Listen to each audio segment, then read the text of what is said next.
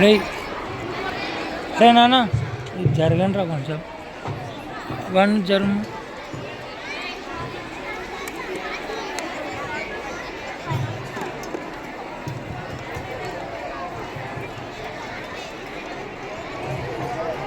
తల్లి భగవద్గీత చదువుతూ ఉంటారు, కొడుకు కూతురు ల్యాప్టాప్ చూస్తూ ఉంటారు. అప్పుడు ఫ్రెండ్ వస్తుంది.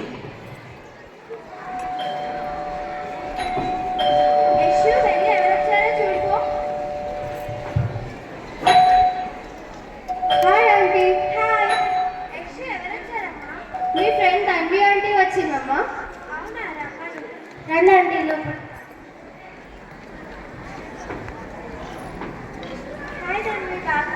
బాగున్నా, మీరు ఎలా ఉన్నారు?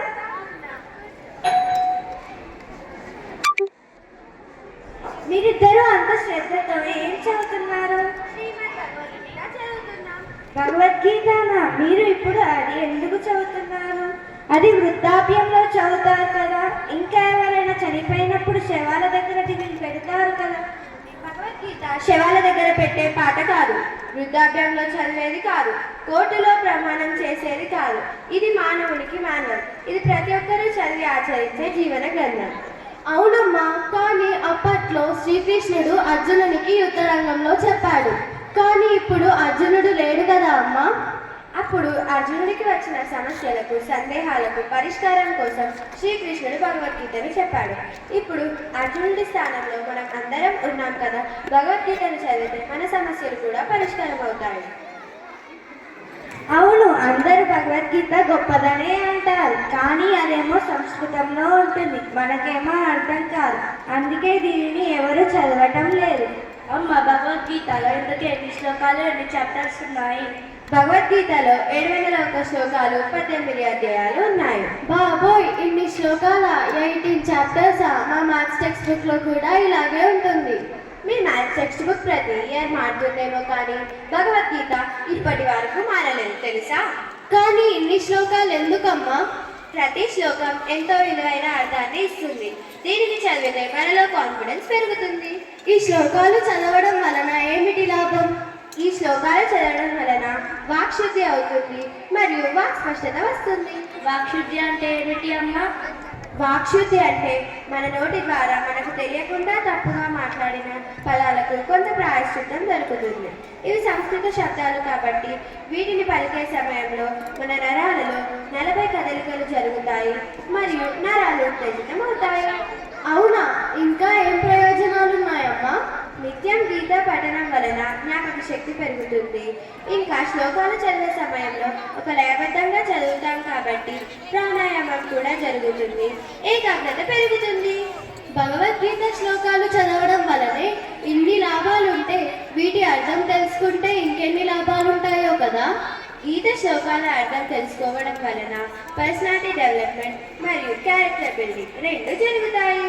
ఈ రెండు రావడం వలన ఏమిటి లాభం పెద్దమ్మా? ప్రతి మనిషి జీవితంలో పర్సనాలిటీ డెవలప్మెంట్, క్యారెక్టర్ బిల్డింగ్ ఉండాలి. అంటే ప్రతి మనిషి జీవితంలో ఒక లక్ష్యం ఉండాలి, ఆధ్యాత్మికంగా ఒక ధ్యేయం ఉండాలి. వారిని నిర్మాణం చేసుకోవాలన్నా, లక్ష్యాన్ని చేరుకోవాలన్నా భగవద్గీత ఒక ల్యాంప్ లాగా పనిచేస్తుంది. ఇంకా జీవితంలో ఎదురయ్యే సమస్యలను స్వయంగా పరిష్కరించుకునేలాగా భగవద్గీత సాయం చేస్తుంది. అవునా పెద్దమ్మ? మరి ఇంత గొప్ప భగవద్గీతను ఎవరు చెప్పారు, ఎవరికి చెప్పారు, ఎప్పుడు చెప్పారు, ఎక్కడ చెప్పారు? దాదాపు 5500 సంవత్సరాల క్రితం ఆ భగవాన్ శ్రీకృష్ణుడు అర్జునుడికి కురుక్షేత్ర యుద్ధ భూమిలో చెప్పారు. అంటే ఈరోజు. బాబోయ్, 5500 సంవత్సరాల క్రితమా? గ్రేట్ కదా. అవునా? భగవద్గీత గురించి ఇంకొక గ్రేట్ విషయం ఏమిటంటే ప్రపంచంలో ఏ గ్రంథానికి కూడా పుట్టినరోజు జరుపుకోరు, కానీ మన భగవద్గీతకి మాత్రం ప్రపంచవ్యాప్తంగా గీతా జయంతి వేడుకలు జరుపుకుంటాము. 70 సంవత్సరాల క్రితం వచ్చిన మన రాజ్యాంగంలోనే ఇప్పటికీ ఎన్నో మార్పులు చేర్పులు జరిగాయి. కానీ 5500 సంవత్సరాల క్రితం వచ్చిన మన భగవద్గీతలో ఏ మార్పు జరగలేదంటే ఎంతో గ్రేట్ కదా. వింటూ ఉంటే ఇంకా వినాలనిపిస్తుంది. ఇంకా తెలుసుకోవాలనిపిస్తుంది. ఇంకా కొన్ని శ్లోకాల గురించి చెప్పు అద్వైత. ఇంకేమేమి? గీతలో ఒక్కటేంటి? ఆహారం నుంచి విహారం దాకా, భక్తి నుంచి ముక్తి దాకా, జననం నుంచి మరణం భాగం దాకా ప్రతి ఒక్కటి ఉంటాయి. ఫర్ ఎగ్జాంపుల్, యుక్తాహార విహారస్య యుక్తచేష్టస్య కర్మసు యుక్త స్వప్నావబోధస్య యోగో భవతి దుఃఖః. ఇది 6వ అధ్యాయంలోని 17వ శ్లోకం. దీని అర్థం ఏమిటంటే మనిషి ఇష్టం వచ్చినట్టు అదే పనిగా తినడం, ఇష్టం వచ్చినట్టు అదే పనిగా తిరగడం మనకు మంచిది కాదు అని గీతలో శ్రీకృష్ణుడు అప్పుడే చెప్పారు. అవునా, భగవద్గీతలో మరి విద్యార్థి గురించి కూడా చెప్పాడా? గీతలో విద్యార్థి గురించి కూడా చెప్పారు. తద్విద్ది ప్రణిపాతేన పరిప్రశ్నేన సేవయా అని ఒక శ్లోకం ఉంటుంది. దీని అర్థం ఏమిటంటే విద్యార్థికి శ్రద్ధ, వినయం, జిజ్ఞాస, ప్రశ్నించే తత్వం ఉంటేనే విద్య వస్తుంది అని చెప్పారు. ఇంకా గీతలో ప్రజ్ఞం యొక్క ఇంపార్టెన్స్ కూడా చెప్పారు. మనం పని చేసి ముందుగానే ఫలితం గురించి ఆలోచిస్తాం. కానీ గీతలో కర్మణ్యేవాధికారస్య మా ఫలేషు కదాచన మా కర్మ ఫల హేతుర్భు మా తే సంగోస్త కర్మని. ఇది 2వ అధ్యాయంలోని 47వ శ్లోకం. దీని అర్థం ఏమిటంటే పని చేయి, ఫలితాన్ని నాకు వదిలేయని భగవంతుడు చెప్పారు. ఈ శ్లోకానికి బెస్ట్ ఎగ్జాంపుల్ ఏమిటంటే ప్యారిస్ ఒలింపిక్స్ లో 2 బ్రాంజ్ మెడల్స్ గెలిచిన షూటర్ మను భాకర్ ఏం చెప్పిందంటే తన విజయానికి ధైర్యానికి కారణం గీతే అని చెప్పింది.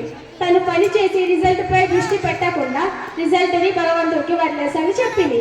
అనగా పని చేయి, ఫలితాన్ని భగవంతుడికి వదిలేయాలని ఆమె చెప్పింది. ఇలా అయితే ఎంత హ్యాపీగా ఉంటుంది. ఎందుకంటే రిజల్ట్స్ ఏం వస్తుందో అనే టెన్షన్ ఉండదు, జాబ్ వస్తుందో అనే ఆందోళన ఉండదు.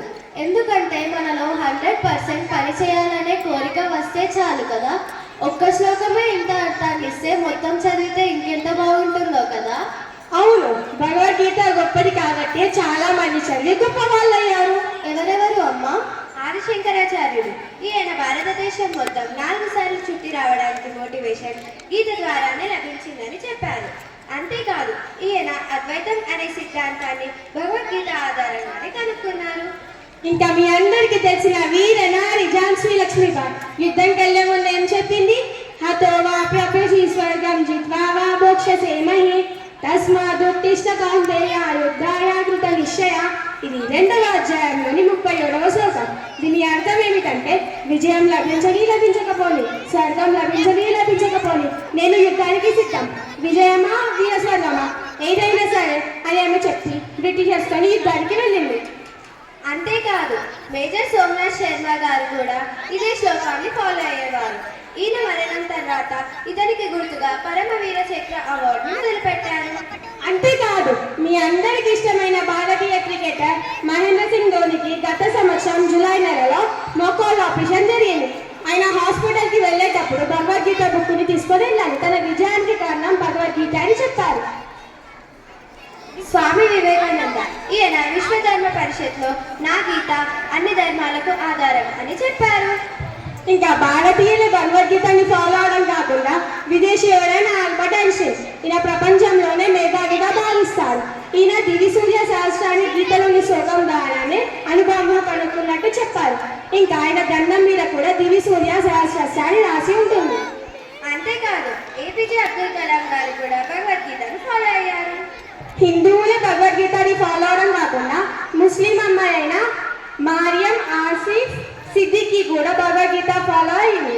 ఇస్కాన్ వాళ్ళు భారతదేశం మొత్తంలో భగవద్గీత పోటీలు పెట్టారు. భారతదేశం మొత్తంలో ఆమెకి మొదటి ర్యాంక్ వచ్చింది. ఈమెని మోడీజీ గారు కూడా కలిశారు. అవును పెద్దమ్మ, భగవద్గీతను చదివి ఇంతమంది గొప్ప వాళ్ళు అయ్యారా? అయితే నేను కూడా ఇప్పటి నుంచి భగవద్గీతను ఫాలో అవుతాను.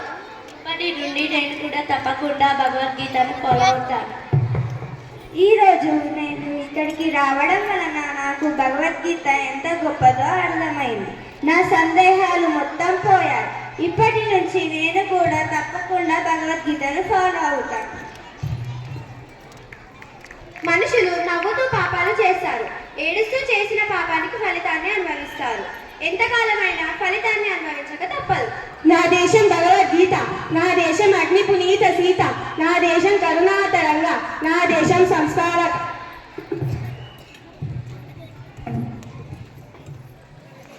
హాయ్ ఫ్రెండ్స్, ఇప్పటి వరకు మనం స్కిట్ చూసాం కదా. మరి ఏం అర్థమైంది? భగవద్గీత గొప్పతనం ఏంటో తెలిసింది. అలాగే ఇది ఎంతో మంది జీవితాల్లో ధైర్యాన్ని, ప్రేరణను ఇచ్చింది. అలాగే ఎంతో మందికి మార్గదర్శకత్వం చేసింది. భగవద్గీత అంటే మత గ్రంథం కాదు, మనిషిని మహోన్నతుడిగా చేసే మహాగ్రంథం. దీనిలో ఎక్కడా కూడా మతం అన్న ప్రస్తావన లేదు. ఒక మనిషి మనిషిగా మారాలంటే ఎలా జీవించాలో ఈ గ్రంథంలో ఉంటుంది. వేదాలు, ఉపనిషత్తులు, బ్రహ్మసూత్రాలు ఈ మూడింటి సారమే మన భగవద్గీత. ఇప్పటి నుంచి మనం కూడా భగవద్గీతను చదువుదాం, అర్థం చేసుకుందాం, మన జీవితంలో ఆచరిద్దాం. Gita is not a holy book of Hinduism, but it is a holy book of humanity. ఇప్పటి నుంచి మనం కూడా భగవద్గీతను చదువుదాం. ధన్యవాదాలు.